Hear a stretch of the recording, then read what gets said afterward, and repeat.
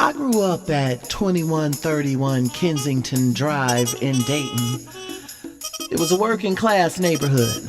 Lawns were mowed, kids played, and the streets were kept clean. At the top of my street was a 3-level, 2-story white building. It looked like a square white box with 2 very small square patches of grass in the front. It was right on the corner of Kensington and Hillcrest.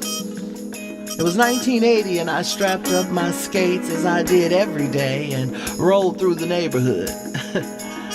I'll never forget skating to the top of the street and hearing music. At first, I just hovered in the vicinity, hoping to get as close to the sound as possible.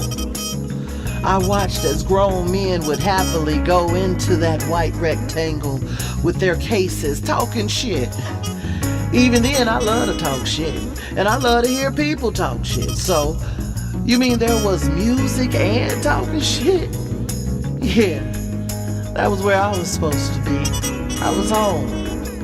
That music, that sound, I wanted to see it, so, being me, I watched, waited, and when the time was right, I opened the door. The sound came from upstairs. It was a narrow flight of stairs, and on the left I could see a dim-lit room.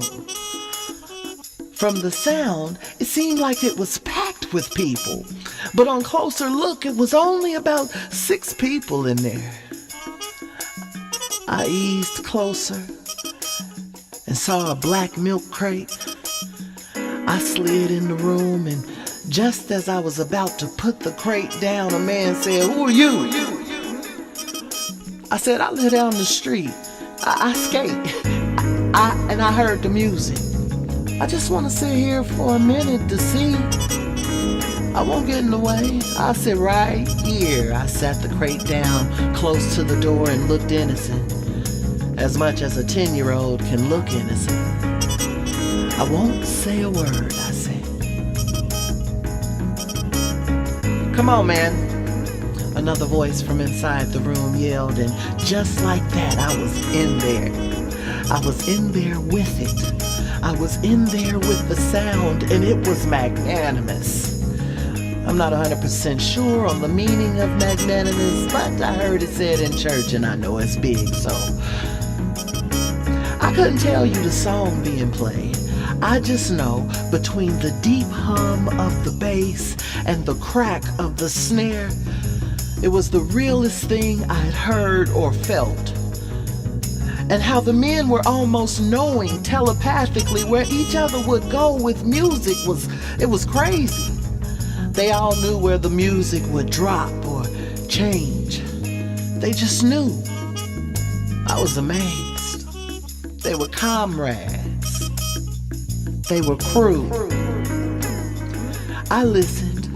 Quietly doesn't describe what I was.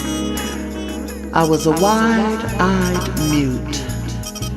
But whatever, I was there, and I loved it. When I saw that they were winding the songs down, I tipped out on the stopper of my skates and the front wheel and eased down the stairs.